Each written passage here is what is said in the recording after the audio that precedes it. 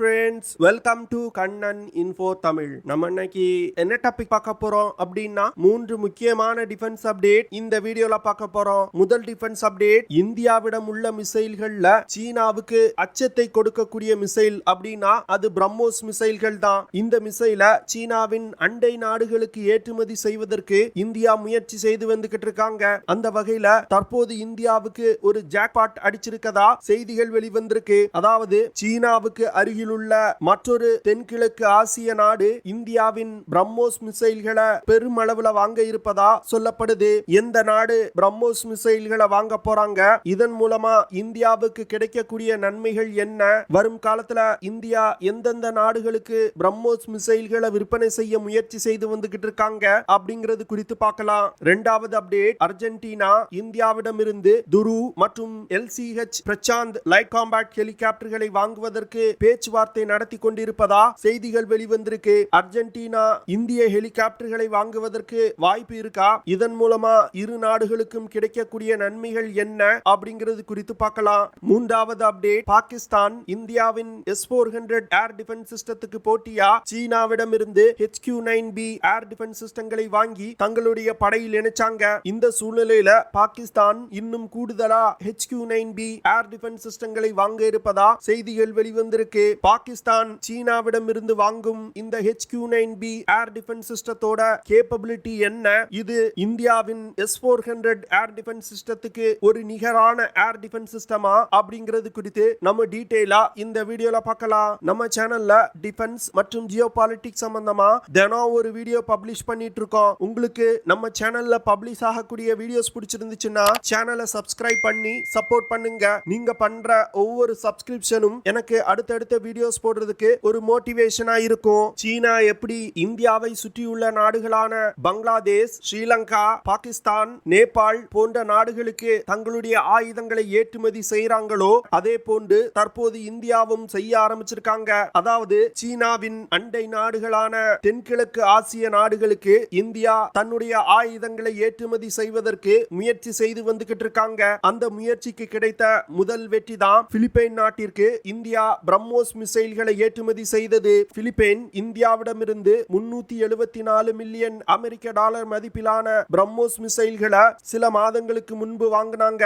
இதனை தொடர்ந்து 300 மில்லியன் அமெரிக்க டாலர் மதிப்பிலான பிரம்மோஸ் மிசைல்களை இரண்டாவது கட்டமா பிலிப்பைன் வாங்குவதற்கு திட்டமிட்டிருக்காங்க. மற்றொரு தென்கிழக்கு ஆசிய நாடான இந்தோனேஷியா இந்தியாவிடமிருந்து 200 மில்லியன் அமெரிக்க டாலர் மதிப்பிலான பிரம்மோஸ் மிசைல்களை வாங்குவதற்கு பேச்சுவார்த்தை நடத்தி வந்துகிட்டு இருக்காங்க. தாய்லாந்து, மலேசியா போன்ற தென்கிழக்கு ஆசிய நாடுகளும் பிரம்மோஸ் மிசைல்களை வாங்குவதற்கு விருப்பம் தெரிவிச்சிருக்காங்க.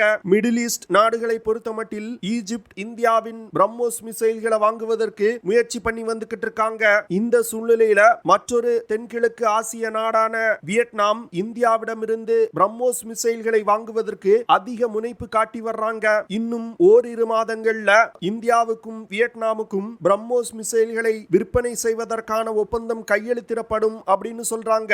வியட்நாம் இந்தியாவிடமிருந்து கிட்டத்தட்ட 625 மில்லியன் அமெரிக்க டாலர் மதிப்பிலான பிரம்மோஸ் மிசைல்களை வாங்க போறாங்க. இந்த ஒப்பந்தம் மட்டும் இந்தியாவுக்கும் வியட்நாமுக்கும் இடையே கையெழுத்திடப்பட்டால் இதுவரைக்கும் இந்தியாவுக்கு கிடைத்த பிரம்மோஸ் மிசைல் விற்பனை ஒப்பந்தங்கள்ல இதுதான் மிக பெரியதா இருக்கும். சீனா இந்தியாவிடம் உள்ள மிசைல்கள்ல மிகவும் ஆபத்தான மிசைலா கருதுவது பிரம்மோஸ் மிசைல்களை தான். அதனாலதான் ஆசியான் நாடுகள் இந்தியாவிடமிருந்து இந்த பிரம்மோஸ் மிசைல்களை வாங்குவதற்கு அதிக முனைப்பு காட்டி வர்றாங்க.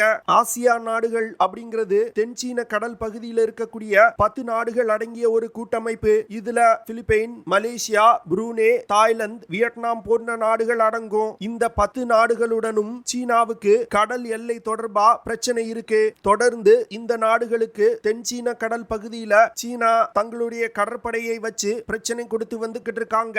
இந்தியா இந்த பிரச்சனையை பயன்படுத்தி கொண்டு ஆசியான் நாடுகளுடன் ஒரு வலிமையான ராணுவ உறவை ஏற்படுத்துவதற்கு முயற்சி செய்றாங்க.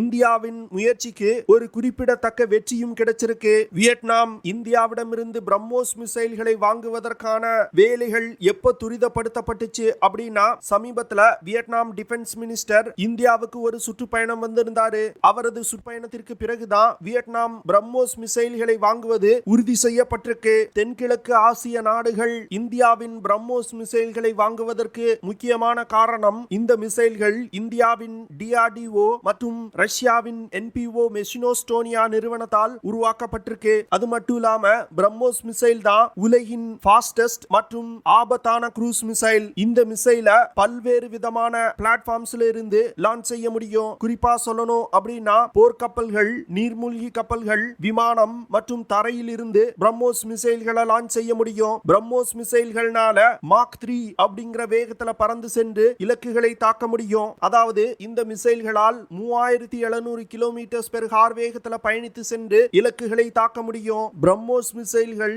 இலக்கை மிக துல்லியமா தாக்கக்கூடியது. இதன் காரணமாக உலகின் பல நாடுகள் இந்தியாவிடமிருந்து பிரம்மோஸ் மிசைல்களை வாங்குவதற்கு முயற்சி செய்து வந்துகிட்டு இருக்காங்க. வியட்நாம் மற்றும் இந்தியாவுக்கு இடையே இந்த ஒப்பந்தம் கையெழுத்திடப்பட்டால் இரு நாடுகளுக்கும் இடையிலான ராணுவ உறவு அடுத்த கட்டத்திற்கு நகரும் அப்படின்னு டிஃபென்ஸ் எக்ஸ்பர்ட் சொல்றாங்க.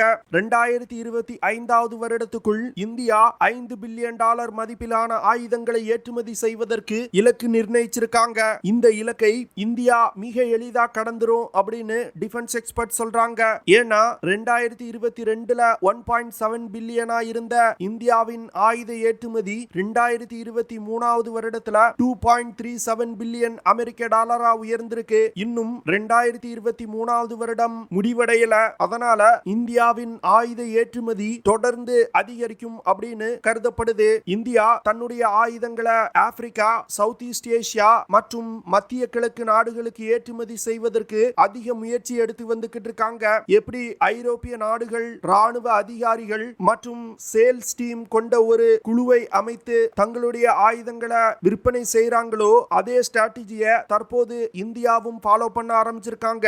அந்த ஸ்ட்ராட்டஜிக்கு குறிப்பிடத்தக்க வெற்றியும் கிடைக்க ஆரம்பிச்சிருக்கு. அதனால வரும் காலத்துல இந்தியா ஒரு மிகப்பெரிய ஆயுத ஏற்றுமதியாளரா உயர்வதற்கு வலிமையான சாத்திய கூறுகள் தெரிய ஆரம்பிச்சிருக்கு. வியட்நாம், பிலிப்பைன் போன்ற நாடுகளுக்கு பிரம்மோஸ் மிசைல்களை விற்பனை செய்வதன் மூலம் தென்சீன கடல் பகுதியில் இருக்கக்கூடிய பவர் பேலன்ஸ இந்தியா மாற்றி அமைக்க முயல்றாங்க.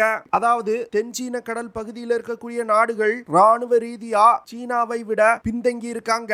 அதனால அந்த நாடுகளுக்கு தன்னுடைய ஆயுதங்களை ஏற்றுமதி செய்வதன் மூலம் தென்சீன கடல் பகுதியில் இருக்கக்கூடிய நாடுகளின் ராணுவ பலத்தை இந்தியா அதிகரிக்க முயல்றாங்க. இதன் மூலமா தென்சீன கடல் பகுதியில ஆசியான் நாடுகளால் சீனாவின் அச்சுறுத்தலை எதிர்த்து நிக்க முடியும் அப்படின்னு இந்தியா நினைக்கிறாங்க. இரண்டாவது அப்டேட், இந்தியாவின் HAL நிறுவனத்தை சேர்ந்த அதிகாரிகளும் இந்தியாவை சேர்ந்த அர்ஜென்டினாவிற்கான தூதரும் அர்ஜென்டினா விமானப்படையை சேர்ந்த அதிகாரிகளுடன் ஒரு முக்கியமான பேச்சுவார்த்தை நடத்தியிருக்காங்க. இந்த பேச்சுவார்த்தையில இந்தியாவின் முக்கியமான 2 ஹெலிகாப்டர்களை அர்ஜென்டினா விமானப்படைக்கு விற்பனை செய்வது தொடர்பா பேசப்பட்டிருக்கு. சமீபத்தில் நடந்த ஏரோ இந்தியா நிகழ்ச்சியில அர்ஜென்டினா விமானப்படையை சேர்ந்த பிரிகேடியர் ஜெனரல் சேவியர் அவர்கள் கலந்துகிட்டாரு. அப்பொழுது இந்தியாவின் துரு மற்றும் LCH பிரசாந்த் ஹெலிகாப்டர்கள் குறித்து அவருக்கு விளக்கம் அளிக்கப்பட்டது. அது மட்டும் இல்லாம அர்ஜென்டினா விமானப்படையை சேர்ந்த அதிகாரிகளுக்கு பிரசாந்த் ஹெலிகாப்டர்கள் குறித்து ஒரு டீடைலான பிரசன்டேஷனை இந்திய அதிகாரிகள் கொடுத்திருக்காங்க.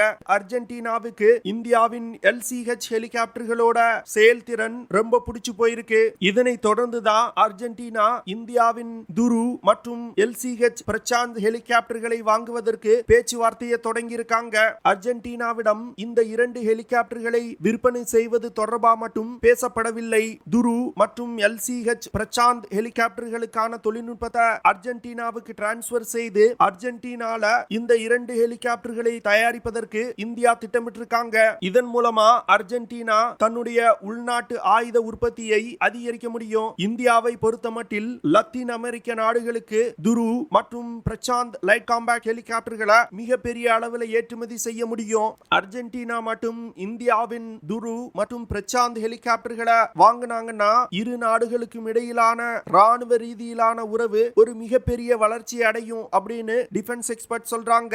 அது மட்டும் இல்லாம இந்தியாவுக்கு லத்தீன் அமெரிக்க நாடுகள்ல தன்னுடைய ஆயுதங்களை ஏற்றுமதி செய்வதற்கான ஒரு வாய்ப்பும் கிடைக்கும். மூன்றாவது அப்டேட், இந்தியா ரஷ்யாவிடமிருந்து 5 ஸ்குவாட்ரான் S-400 ஏர் டிஃபென்ஸ் சிஸ்டத்தை வாங்கி பாகிஸ்தான் மற்றும் சீன எல்லையில நிலைநிறுத்தி இருக்காங்க.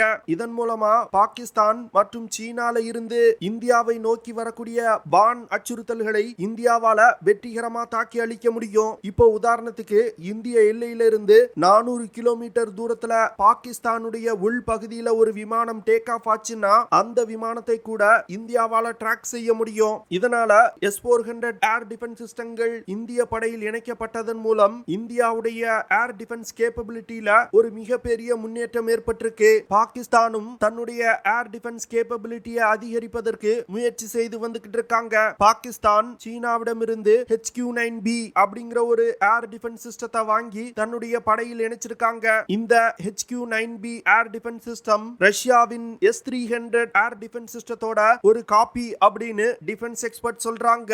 பாகிஸ்தான் சில மாதங்களுக்கு முன்பு இந்த ஏர் டிஃபென்ஸ் சிஸ்டங்களை சீனாவிடம் இருந்து வாங்கி டிப்ளாய் செய்ய ஆரம்பிச்சாங்க. ஆனா அந்த ஏர் டிஃபென்ஸ் சிஸ்டத்தை டிப்ளாய் செய்யும் பொழுது பல்வேறு விதமான பிரச்சனைகளை சந்திச்சாங்க. அதையும் மீறி எப்படியோ அந்த ஏர் டிஃபென்ஸ் சிஸ்டத்தை தங்களுடைய படையில் இணைச்சிட்டாங்க. இதனை தொடர்ந்து இன்னும் கூடுதலா HQ-9B ஏர் டிஃபென்ஸ் சிஸ்டங்களை சீனாவிடம் இருந்து வாங்கி பாகிஸ்தான் ராணுவத்தில் இணைக்க திட்டமிட்டிருக்காங்க.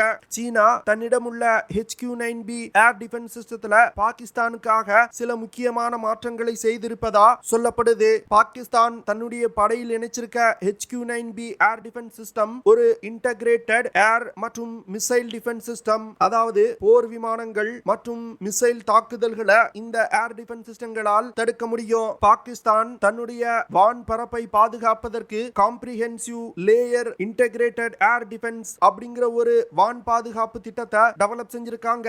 இந்த சிஸ்டத்துல HQ-9B ஏர் டிஃபென்ஸ் சிஸ்டங்களை இணைக்க போறாங்க. இந்த HQ-9B ஏர் டிஃபென்ஸ் சிஸ்டங்கள்னால போர் விமானங்கள், ட்ரோன்ஸ், க்ரூஸ் மிசைல்ஸ் போன்ற ஏரியல் டார்கெட்டுகளை தாக்க முடியும். இந்த ஏர் டிஃபென்ஸ் சிஸ்டத்தினால அதிகபட்சமா 100 கிலோமீட்டர் தூரத்துல உள்ள போர் விமானங்களை தாக்க முடியும். ஆனா க்ரூஸ் மிசைல்களை பொறுத்தமட்டில் வெறும் 25 கிலோமீட்டர் தூரத்துல இருக்கும் பொழுதுதான் தாக்க முடியும். இதற்கு காரணம் விமானத்தோட ரடார் கிராஸ் செக்ஷன் மிக அதிகமா இருக்கும். ஆனா க்ரூஸ் மிசைல்களோட ரடார் கிராஸ் செக்ஷன் ரொம்ப குறைவா இருக்கும். இதன் காரணமா தான் இந்த HQ-9B ஏர் டிஃபென்ஸ் சிஸ்டங்கள்னால குறைந்த தூரத்துல உள்ள க்ரூஸ் மிசைல்களை மட்டுமே தாக்க முடியும். என்ன பொறுத்தமட்டில் இந்த HQ-9B air defence சிஸ்டம்லாம் S-400 air defence சிஸ்டத்துக்கு கிட்ட கூட வர முடியாது. இதோட செயல்திறன் ரொம்பவும் குறைவு. இதன் காரணமா தான் இந்த HQ-9B ஏர் டிஃபென்ஸ் சிஸ்டத்தை சீனா நம்பாமல் ரஷ்யாவிடமிருந்து S-400 ஏர் டிஃபென்ஸ் சிஸ்டத்தை வாங்கி தன்னுடைய படையில் இணைச்சிருக்காங்க. சீனா நம்பாத ஒரு ஏர் டிஃபென்ஸ் சிஸ்டத்தை பாகிஸ்தான் தன்னுடைய படையில் இணைச்சிருக்காங்க.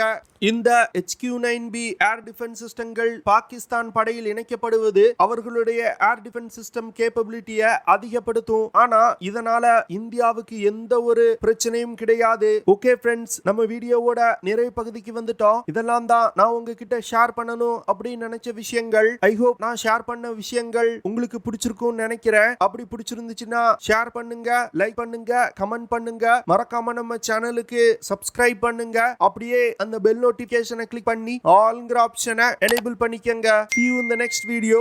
ஜெய் ஹிந்த்.